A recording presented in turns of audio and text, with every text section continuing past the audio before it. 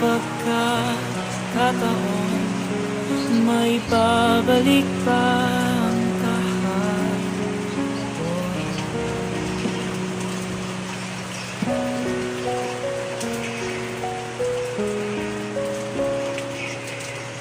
Tatandaan mo pa ba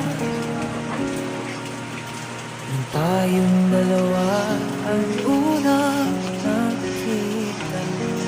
Panahon ng kamusmusan